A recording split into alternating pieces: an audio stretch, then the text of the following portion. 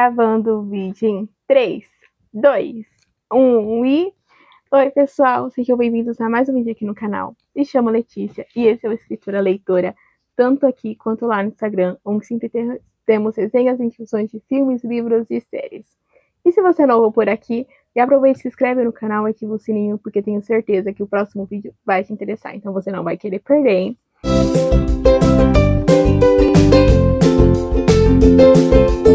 No vídeo de hoje, eu vim aqui falar sobre o segundo livro da série Carne e Fogo, que é Uma Luz na Chama.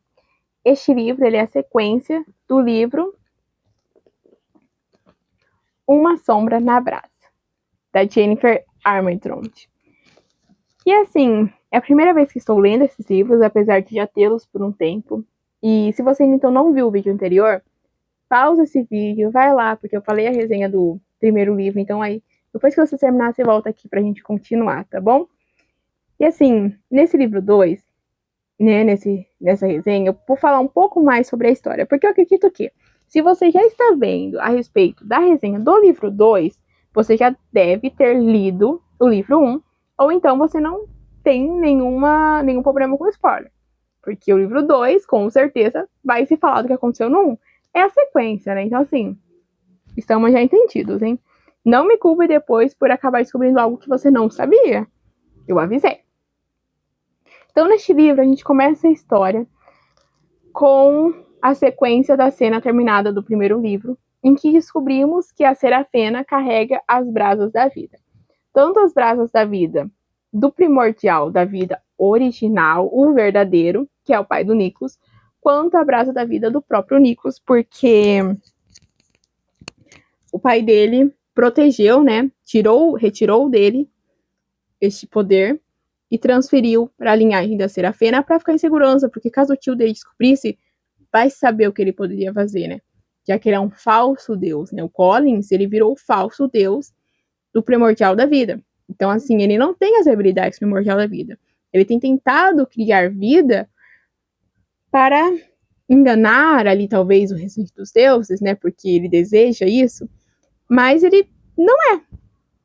E se o Ash tivesse essa habilidade, colocaria em risco ele. Então, o pai dele protegeu ele, colocando na linhagem da Serafena. E assim, a Sera, ela é muita coisa para ela absorver, né? Porque o tempo inteiro a gente tem essas reviravoltas da história. O tempo inteiro a gente tem esses novos pontos sendo descobertos que muita gente sabia, algumas pessoas sabiam em partes, então assim vão sendo reveladas aos poucos. E para Sera é um misto de emoções, porque ela não sabe muito bem o que pensar. A gente já havia descoberto, primeiro lá, que o Ash era o Nicholas, que era o primordial da morte.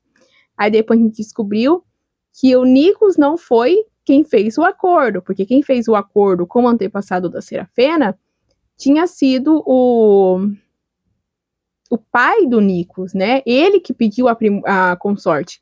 Então não foi ele. Então ele foi, de certa forma, vítima também da situação. Que ao mesmo tempo que ela não teve escolha de ter que se unir com o Primordial da Morte, o Primordial da Morte também não teve escolha de ter uma consorte. Ou quem seria essa consorte? Né? Afinal, ela não era ele. Esse acordo foi feito antes dele. Mas ao herdar o posto do pai de primordial, ele também herdou os acordos feitos, consequentemente, a Serafena.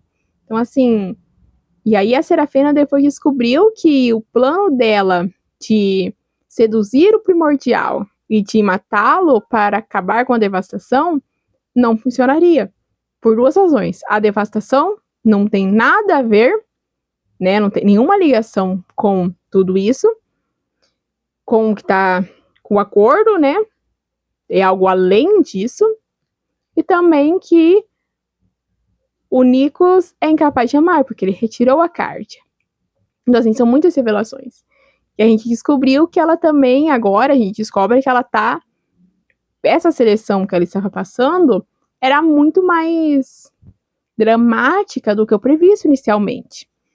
Porque por ela ser mortal, o Deus que a acendeu, e começou esse processo no caso, tem que amá-la. mas o Nikos é incapaz de amar.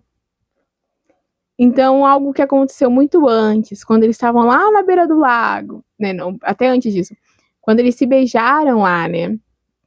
E ela retirou uma gota do sangue dele, transformou nessa consequência de que ele precisa amá-la para ela viver. E a Serafina, ela é tipo, o tempo inteiro, eu não me importo com a minha vida, a morte sempre esteve comigo, eu sei disso, eu sabia que seria meu destino. Aí a gente tem o Nikos. Você tem que se importar com sua vida, como que você pode dar tão pouco valor a ela? E ela fica, não, mas é que eu tô conformada e tal. Ele fica, não, não é assim. E a todo tempo ela fica, tá, são as brasas da vida. Mas ele fala que não, né? Que não são apenas as brasas da vida dela, que toda a vida importa. E a vida dela também importa. Mas enfim. Temos também ela tentando fugir, a Serafina, depois de toda essa descoberta. Ela tenta fugir para ir atrás do Collins. Ela acha que pode acabar com ele, que o plano original possa ser modificado para ser o Collins. Mas o Nikos acaba com essa festa dela muito cedo, ela não consegue. A gente tem muitos momentos também divertidos da Jades e do Waven, sendo esses filhotinhos fofos, trazendo sempre equilíbrios às cenas de tensão. Porque, é igual eu falei no primeiro vídeo, eles trazem cenas de distração e que acolhimento, sabe? Um calorzinho no coração. Porque, assim, eles são apenas filhotes. Eles vivem como filhotes. A gente tem a Jade o tempo inteiro tentando atrair a atenção do irmão. Mas, ao mesmo tempo, eles são super fofos, porque tá tendo ali uma conversa, uma estratégia sobre como eles podem lidar com tudo, com a vida da Sarah, com o Collins, com a devastação. E a gente tem a Jade chegando e ela querendo colo. E aí ela se enrola em um deles e fica lá, sendo fofinha. E tem essas cenas em que eles estão falando sobre a guerra, mas estão fazendo carinho nela, carinho no Waven. O Waven já é um pouco mais adultinho, porque ele tem 10 anos. Então são cenas divertidas de se ter no livro, e são sempre as minhas favoritas. E a gente tem o envolvimento maior da Serafina com o Nikos, né? Porque eles ficam um pouco mais próximos, ele não confia em deixar ela sozinha. Ao mesmo tempo em que ele gosta muito da companhia dela. Ele se diverte muito na companhia dela, ele aprecia e ele deseja muito ela também.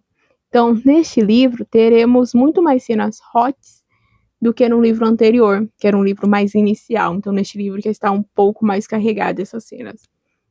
Porque eles se atraem muito, né? Eles têm muito desejo um pelo outro. E eles também têm ali muitas situações, né, que acabam levando a isso.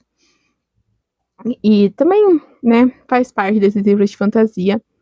Eles se aproximam um pouco mais, eles ficam mais tempo juntos. A Serafina consegue um pouco mais de liberdade, não apenas de andar, mas, por exemplo, ele janta com ela faz alguns acordos, ela faz alguns pedidos, que o Nikos acaba aceitando, né? Porque ele gosta um pouco dela, então ele percebe que ela é uma vítima de tudo isso. E aí, enquanto isso, né, o livro inteiro, eles estão tentando resolver tudo. Porque as brasas da vida que estão nela precisam ser retiradas e transportadas, né, ao Nikos, que é o verdadeiro primordial da vida neste caso, já que era o pai dele. Então, assim, ele é o herdeiro disso. Então, é como se ela fosse um receptáculo, vamos retirar de você e passar para mim. Mas eles também não sabem como fazer isso. E para eles conseguirem todas as informações, além da informação de como a Sarah pode viver ao final disso tudo, né, como que ela pode sobreviver à seleção que está acontecendo muito mais rápido do que deveria, provavelmente por conta das brasas estarem ficando mais fortes a cada momento que ela necessita usar esse poder, ela tá mais perto ali da própria morte, né? Como que ela vai sobreviver a tudo isso? É uma contagem regressiva do tempo. E essas brasas são importantes, querendo ou não. Por mais que a vida da Serafina seja muito importante, apesar dela negar disso, se as brasas morrerem com ela, o que vai acontecer com o mundo? Porque não vai ter o equilíbrio do primordial da vida, e o mundo precisa, né, desse equilíbrio do primordial da vida e do primordial da morte. Então, se não tiver, o que vai acontecer? A devastação vai continuar no mundo mortal, vai ir para o mundo dos deuses. Então, assim, são muitas consequências que tudo isso pode causar. Então eles precisam descobrir como proteger tudo, e para isso ela tem que se tornar a consorte dele, a consorte oficial, porque eles meio que estão no noivado, né? Então, assim, quando ela for vista como consorte perante a todos os primordiais, perante a todos os deuses, ela ser reconhecida como uma, se houver algum ataque contra ela, a guarda do Nikos e os dragoninos vão poder proteger ela. Vão não apenas defender, como atacar também esse possível inimigo. Então é muito importante esse reconhecimento, até para existir um mínimo de respeito. Porque se houver isso, vai ser talvez uma chance também menor de ataque do que seria sem ela ser nada. E eles acabam não conseguindo, né, fazer isso conforme eles planejavam. O Collins impede. Finalmente, neste livro, a gente vai conhecer o Collins, porque o Collins, ele é muito falado, né, nessa saga, né, nesse passado.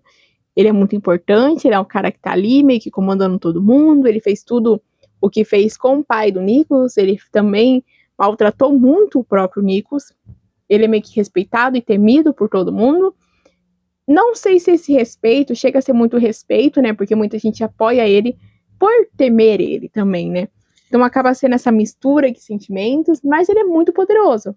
Até então ele é o personagem mais poderoso de toda a saga, a gente não pode negar isso. Ele é o rei dos deuses. Ele é o primordial mais antigo. Então, ele é muito forte, muito poderoso. E o Nikos, a gente até percebe isso, porque o Nikos, dá pra ver que ele é muito poderoso. Mas ele é super jovem, né? Ele é quase que um adolescente nessa linha toda de primordiais, porque ele é muito mais novo do que deveria. Enfim, ele é muito novo. Viveu muito pouco ainda. Enfim, a gente finalmente conhece esse personagem, descobre um pouco mais sobre ele, como que ele é. A gente tem a Serafina finalmente virando a consorte, né? E finalmente ela admitindo um pouco dos próprios sentimentos. E o final, nem vou falar muito sobre o final do que aconteceu nesses últimos capítulos, mas o que eu posso dizer é: este livro conseguiu o mesmo efeito do primeiro. Quando eu terminei a última palavra deste livro, li o agradecimento, li a nota da autora, corri até minha estante, peguei o livro seguinte, tirei o plástico e já comecei a ler. Porque são histórias muito envolventes, que não tem como você parar, você não consegue parar, você quer ler, você quer continuar sabendo o que está acontecendo. Principalmente com esse final, tipo, esse final é um gancho, assim, o livro anterior também teve um final muito interessante, que foi um gancho pro próximo. Mas esse foi uma necessidade de saber como continuou tudo, né? A gente tem essa necessidade. E neste livro também teve esse mesmo efeito. Agora, em aspectos gerais, a história continua sendo muito bem elaborada, muito bem escrita. Essas reviravoltas, essas novas informações vão deixando tudo mais interessante, tudo mais conflitante e, ao mesmo tempo, uma necessidade maior de ler, porque você quer saber como tudo isso vai se desenrolar.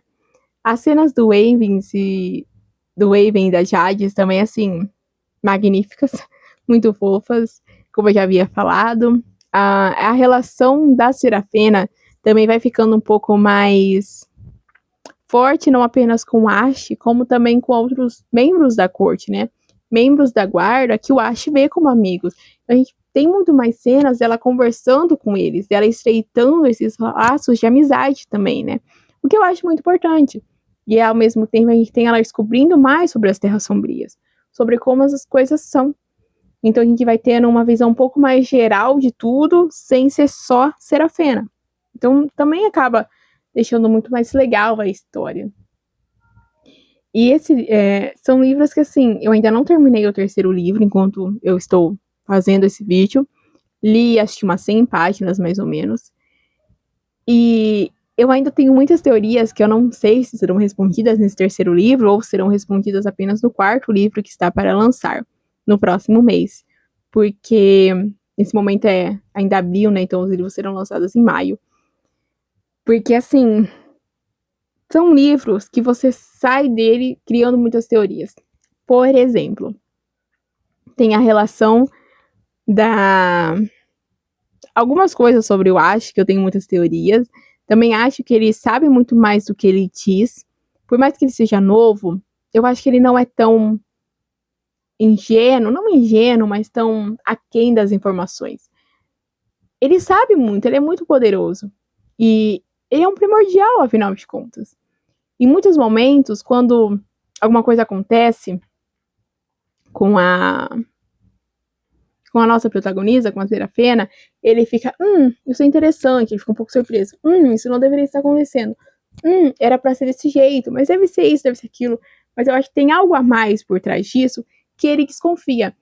E ele não diz, por talvez não ter certeza, por não querer preocupar ninguém, mas também pela própria proteção da Serafina, né? Porque assim, ela mesma é um perigo para ela mesma, porque a gente já sabe disso há muito tempo. Ela, assim, não tem muito valor à própria vida, mas ao mesmo tempo, se ele falar algo talvez não for verdade, alguém pode acabar descobrindo e usando isso contra ela, usando isso para atacar ela.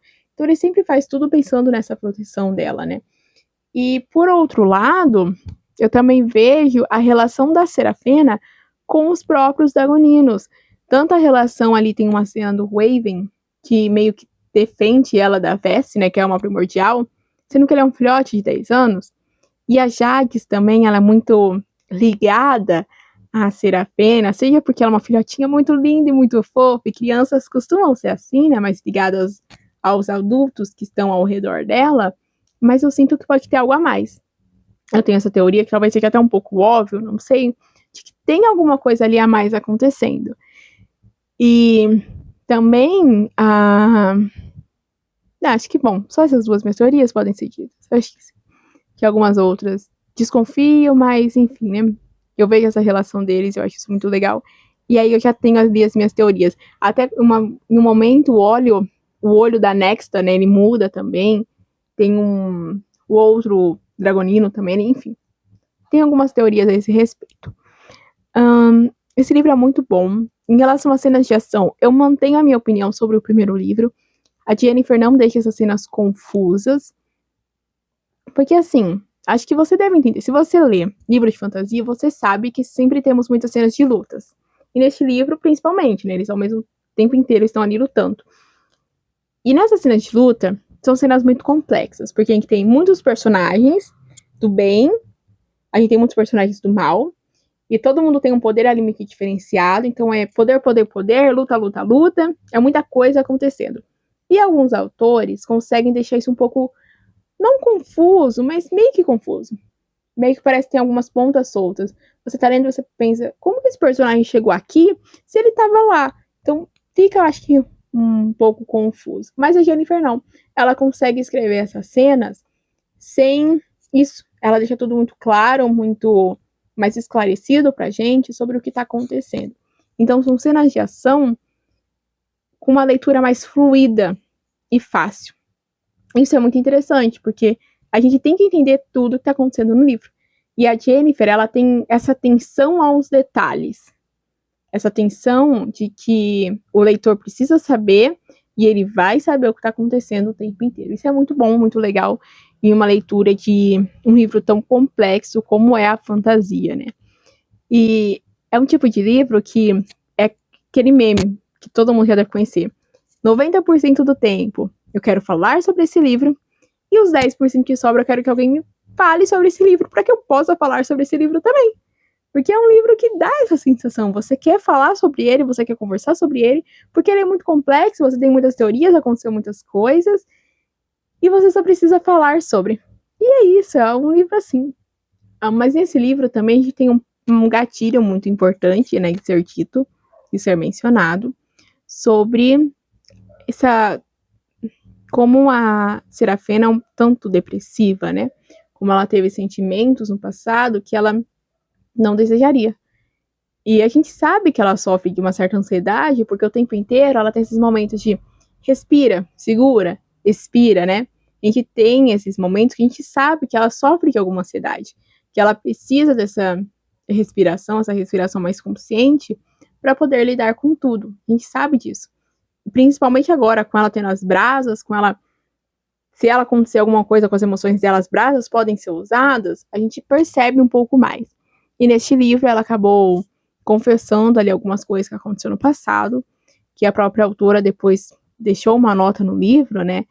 Enfim, o que eu acho é que esses episódios, esse gatilho da depressão ali, né, da questão maior que ocorre, neste livro, ele foi muito bem elaborado na história, foi muito bem colocado, de forma que a história não gire em torno disso, de forma que não seja tão, não é escancarado nem explícito, mas que não seja aquela ferida aberta ali o tempo inteiro você lidando com isso na leitura, mas de forma a ser pontuada. Existe, está ali, só que tem muitas outras coisas acontecendo. Então, assim, não é um livro sobre isso.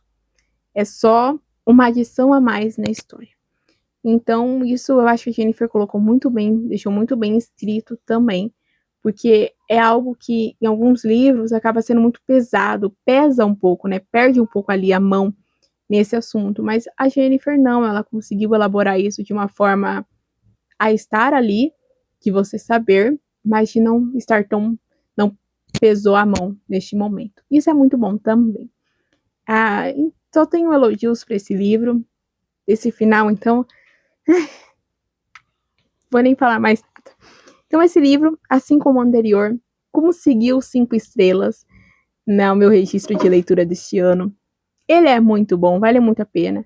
Então, se você ainda não lê, tenho certeza que você não vai se arrepender. Se você já leu, deixa aqui nos comentários o que você achou, qual é a sua cena favorita, qual é a sua teoria, você acha alguma coisa dessa relação da Serafena com os Dragoninos, aquilo do Waven tá defendendo ela, você pensa alguma coisa sobre isso também? Deixa aqui nos comentários. Se você ainda não se inscreveu, já se inscreve no canal, aproveita e vai ver os outros vídeos que já estão por aqui. E não se esqueça, estamos lá no Instagram também. E o conteúdo de lá, nem sempre, né?